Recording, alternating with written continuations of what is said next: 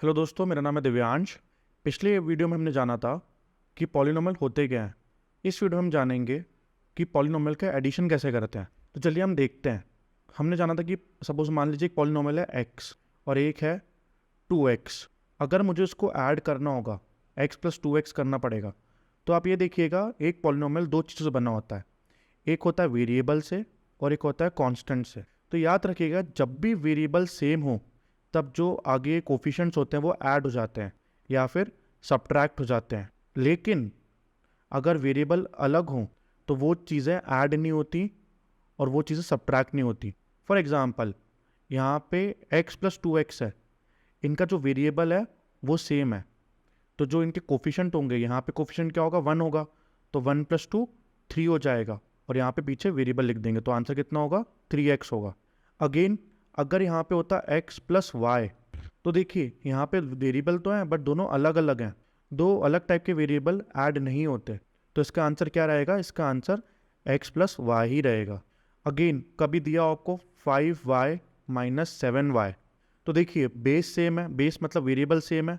तो variable same है तो ये चीज़ें कोफिशिएंट ऐड या सब्ट्रैक्ट हो सकती हैं। तो y का y लिख देंगे पीछे। और 5 माइनस 7 कितना होता है, 5 माइनस 7। आप देख सकते हैं दोनों अपोजिट हैं, साइन बड़े का लगता है तो सब्ट्रैक्ट होंगे तो साइन बड़े का लगेगा। तो ये आएगा -2। तो यहाँ कितना आ जाएगा, -2। अब सपोज एक क्वेश्चन है 8xy माइनस 6xy। तो देखिए एक्स वाई दोनों वेरिएबल सेम है, तो क्या होगा कि वेरिएबल के बेस सेम है तो यहाँ पे अपन एक्स वाई लिख देंगे और ये कितना हो जाएगा, 8 माइनस 6 हो जाएगा 2। अब एक चीज़ याद रखना आपको, अगर यहाँ पे लिखा होता 8xy माइनस 6yx तो भी आंसर 2xy ही होता। क्यों क्यों क्योंकि x into y is equal to y into x होता है। कभी यहाँ पे लिखा हो 8ab माइनस 4ba तो ये सब्ट्रैक्ट हो जाएंगे। अब आप कहोगे कि बेस अलग अलग दिख रहे हैं, बट नहीं, ये बेस सेम ही है। मतलब ये पीछे के जो वेरिएबल हैं सेम ही है, क्योंकि प्रोडक्ट में चीज़ें सेम ही होती हैं। 3 into 2 is equal to 2 into 3 ही होता है। वैसे ही a into B is equal to B into A ही होगा। तो इसका आंसर क्या होगा, इसका आंसर होगा 4ab, या फिर कोई लिखेगा 4ba तो उसका भी गलत नहीं होगा। सपोज एक प्रॉब्लम है 2x माइनस एक्स। तो देखिए बेस सेम है तो 2 माइनस 1 कितना होता है, 1 होता है। तो कितना आंसर हो जाएगा, x हो जाएगा या फिर 1x हो जाएगा। और कुछ प्रॉब्लम देखते हैं। सपोज एक क्वेश्चन है -8abc प्लस 10abc। देखिए बेस सेम है, बेस मतलब पीछे का जो वेरिएबल्स हैं वो सेम है। तो ये कितना होगा, abc और -8 प्लस 10 कितना होता है, -8 प्लस 10 होता है। देखिए साइन अलग अलग है तो सब्ट्रैक्ट होंगे, 10 माइनस 8 2, साइन बड़े का लगता है तो प्लस। तो ये होगा 2abc। अगेन क्वेश्चन है 6y minus 10y plus 4y। तो यहाँ पे भी देखिए तीनों के बेस सेम है, तीनों के बेस क्या है, y हैं। दैट मीन्स यहाँ पे इंटीजर के रूल लग जाएंगे। तो आप ध्यान से देखिएगा, यहाँ पे क्या होगा, 6 माइनस 10 प्लस 4। तो देखिए 6 प्लस 4 10 होता है और 10 माइनस 10 0 होता है। तो कितना हो जाएगा, 0 into y which is equal to 0।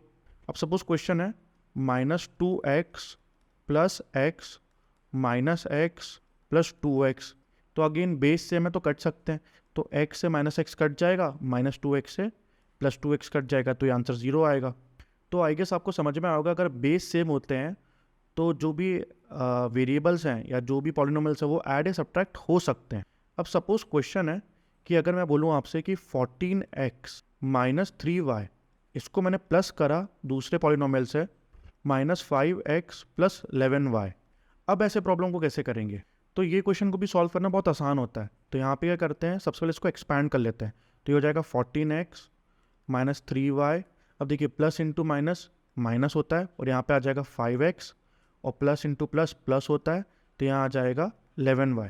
अब सबसे पहले आप x वाले टर्म्स को देख लीजिएगा। देखिए ये वाली और इस वाले का बेस सेम है, दोनों का बेस क्या है, x है।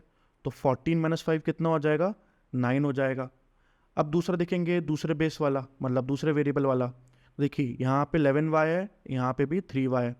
तो यहाँ पे y आ जाएगा और देखिए 11 माइनस 3 कितना होता है, 8 होता है। तो ये प्लस का 8 आ जाएगा क्योंकि प्लस का 11 था। तो आंसर क्या हो जाएगा, 9x प्लस 8y। चलिए एक और क्वेश्चन लेते हैं। क्वेश्चन है x square y plus 4y square x minus 6x² y plus 8y(x²). अब ये थोड़ा कंफ्यूजिंग क्वेश्चन है, लेकिन आपको देखना है कि बेस हमेशा सेम होने चाहिए। बेस मतलब जो पीछे के वेरिएबल है वो हमेशा सेम होने चाहिए। अब देखिए यहाँ पे x² y है, तो ये सेम है इस वाले से, तो दिख ही रहा है x² y, पर ये भी सेम है, उन तीनों सेम है। क्यों? क्योंकि यहाँ पे आप देखिए x² y, या फिर मैं इसको y इंटू x² लिखूँ, बात सेम ही होती है। तो ये तीनों बेस सेम है, तो मैं पहले बेस लिख लूँगा, तो x² y लिख लूँगा। फिर देखिए 2 - 6 होता है -4, -4 + 8 होता है +4, तो कितना हो जाएगा 4x² y। अब देखिए ये तो पूरा अलग ही, क्योंकि यहाँ पे देखिए वहाँ पे x² y था, यहाँ पे y² x है, तो इसको हम ऐड सिंपली लिख देंगे, 4y² x लिख देंगे। चलिए एक और प्रॉब्लम देखते हैं। प्रॉब्लम है 4x + 5y - 3z। इसको मैंने ऐड करा 9x - 6y + 4z से। तो सबसे पहले हम क्या करेंगे, इसको एक्सपैंड कर लेंगे, तो क्या हो जाएगा 4x + 5y - 3z plus into 9 + 9x - 6y + 4z। क्यों? क्योंकि प्लस इंटू माइनस माइनस होता है, तो -6y आ जाएगा, और प्लस इंटू प्लस प्लस होता है, तो 4z आ जाएगा। अब सारे सेम बेस वालों को हम देख लेंगे, तो यहाँ पे देखिए 4x और 9x है, तो 4x + 9x कितना होता है, 13x होता है। अब y वालों को देख लेंगे, 5y - 6y, तो यहाँ तो y आएगा, 5 - 6 -1 होता है, तो -y आएगा। -3z + 4z, यहाँ पे आ जाएगा प्लस का z, तो आंसर कितना हो जाएगा 13x - y + z। अब ऐसे क्वेश्चन को करने का एक और मेथड होता है, जैसे हमें अगर ऐड करना है 25 + 52, तो हम क्या करते हैं, सबसे पहले 25 को ऐसे लिख लेते हैं, फिर उसके नीचे 52 लिखते हैं, ऐड कर लेते हैं, तो कितना होता है 5 + 2 7, 5 + 2 7। वैसे ही हम पॉलिनोमियल को भी ऐड कर सकते हैं। तो सबसे पहले पहला पॉलिनोमियल लिख लेते हैं, तो ये 4x + 5y - 3z। अब x के नीचे x वाली टर्म्स लिख लेंगे, तो 4x के नीचे क्या लिखेंगे, 9x लिख लेंगे, y के नीचे y वाली टर्म लिख लेंगे, तो यहाँ पे 6y लिख देंगे, और z के नीचे z वाली टर्म लिख लेंगे, तो 4z हो जाएगा। अब इसको हम ऐड कर देंगे, तो ऐड करने के लिए हम प्लस का साइन लगा देते हैं, तो देखिए x वाली टर्म तो यहाँ पे x, 4 + 9 13, अगेन y की टर्म y नीचे, 5 + -6, देखिए यहाँ पे 5 + -6 कितना होगा, देखिए प्लस इंटू माइनस माइनस होता है, तो 5 - 6 होता है -1, तो आ जाएगा -1। अगेन -3z + 4z कितना होगा, z होगा, तो आंसर कितना आएगा 13x - y + z। आंसर आपका सेम ही आना है। अगर आपको अभी स्टार्टिंग में डिफ़िकल्टी हो रही है तो आप ये मेथड लगाइए, वरना अगर आपको ईजी जा रहा है तो पुराने से ही आप डायरेक्टली कर सकते हैं। अब वो जो पुराना मेथड था जिसमें आप ऐसे ऐड कर रहे थे, वो छोटे क्वेश्चंस के लिए अच्छा है, बट बड़े क्वेश्चंस में तो आपको यही वाला मेथड लगाना पड़ेगा। चलिए कुछ प्रॉब्लम्स और देखते हैं। क्वेश्चन है 3xyz + 4yz + 5zx, इसको ऐड करा है 7xz से -6yz + 4xyz, और इसको एक और ऐड करा गया है -9xyz -9zy + 9xz।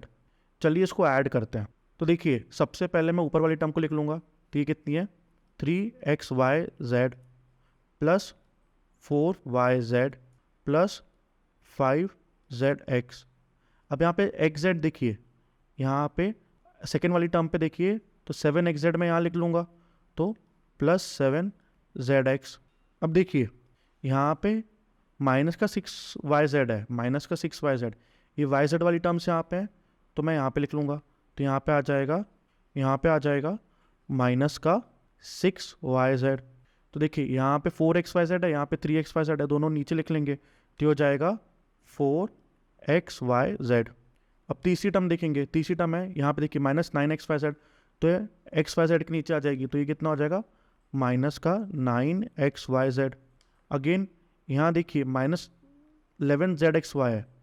अब यहाँ पे तो yz है, यहाँ पे zxy, तो मैंने बताया था कि yz और zy दोनों सेम ही होंगे, तो यहाँ पे मैं लिख लूँगा -11yz, क्योंकि zy है yz एक ही चीज़ है, प्लस ये 9xz है, तो देखिए यहाँ पे 9zx लिख लेंगे, तो हो जाएगा प्लस का 9zx। तो अब तीनों को मैं ऐड कर दूंगा, ये प्लस लगा दिया। तो ध्यान से देखिए बेस सेम है, तो बेस पहले लिख लूँगा x y z, और देखिए 3 + 4 7, 7 - 9 होता है -2। अगेन बेस सेम है तो वाई जेड, तो 4 - 6 -2 -2 -11 -13। Again Z x base same है तो यहाँ पे जेड एक्स 5 + 7 12, 12 + 9 21, तो यहाँ पे प्लस का 21 आ जाएगा। तो आंसर कितना होगा -2xyz -13yz + 21zx। चलिए एक और प्रॉब्लम लेते हैं। अब यहाँ पे एक चीज़ आपको बहुत ज़रूरी है जानना, कभी अगर आपको बोला है x + x² करना है तो ध्यान दीजिएगा ये भी दोनों ऐड नहीं होते। मैंने बताया ना कि बेस बिल्कुल सेम होना चाहिए। यहाँ पे बेस क्या x है, x² का बेस क्या होगा, x × x होगा, तो दोनों के बेस अलग अलग हैं, तो कभी भी x + x² ऐड नहीं होंगे। कभी आए y + y³, ये भी कभी ऐड नहीं होंगे, जैसे लिखे हैं वैसे ही लिखे रहेंगे। चलिए मैं इसको क्लीन करता हूँ और क्वेश्चन स्टार्ट करते हैं। तो क्वेश्चन क्या है, x³ - 2y³ + x, इसको ऐड करा गया y³ - 2x³ + y, और आखिरी में ऐड करा गया -2y + 2y³ - 5x + 4x³। तो चलिए इसको ऐड करते हैं। तो सबसे पहले मैं लिख लूँगा x³ लिख लिया, यहाँ पे फिर मैंने 2y³ लिख लिया, फिर यहाँ पे मैंने x लिख लिया। फिर सेकंड वाले में देखो यहाँ y³ है तो यहाँ पे मैंने सेकंड वाले का y³ लिख लिया प्लस का। अब यहाँ पे देखो, यहाँ पे क्या -2x³ है तो यहाँ पे -2x³ लिख लिया। फिर यहाँ पे y है तो इसका मैंने y लिख लिया। देखिए मैं x के नीचे नहीं लिखूँगा, मैं अलग लिखूँगा y। अब लास्ट वाला देखिए, यहाँ पे -2y है तो यहाँ पे -2y नीचे लिख लिया y के y। अब यहाँ पे y³ है 2y³ तो यहाँ पे मैंने 2y³ लिख लिया। अब देखिए यहाँ पे -5x है तो x वाला जो कॉलम है वहाँ लिख लूँगा, तो यहाँ आएगा -5x। अगेन 4x³ कहाँ आएगा, x³ के नीचे आएगा, तो यहाँ पे प्लस का 4x³। तीनों को मैंने ऐड कर लिया। तो देखिए ये x³ वाले देखिए, तो यहाँ पे कितना 1 1 - 2 -1 -1 + 4 3, तो ये हो जाएगा 3x³। अगेन y³ वाले देखो, तो यहाँ पे y³ का -2 है, यहाँ पे 1 है तो -2 + 1 -1 + 2 + 1, तो ये y³ हो जाएगा। यहाँ पे देखिए +x है, यहाँ पे -5x है, तो x तो बेस सेम है 1 - 5 -4। सिमिलरली यहाँ पे देखिए y है, यहाँ पे +1 है, यहाँ पे -2 है, तो यहाँ पे 1 - 2 -y हो जाएगा। तो आंसर कितना हो जाएगा 3x³ + y - 4x - y। अगर आपको थोड़ा डाउट आया होगा तो आप वीडियो पॉज करके एक बार खुद ट्राई करिएगा, उसके बाद इसको वीडियो को देखेंगे। तो दोस्तों मिलते हैं अगले वीडियो में, जहाँ पे हम सीखेंगे सब्ट्रैक्शन के बारे में कि पॉलिनोमियल्स का सब्ट्रैक्शन कैसे करा जाता है। तो मिलते हैं अगले वीडियो में, तब तक thank you and have a nice day.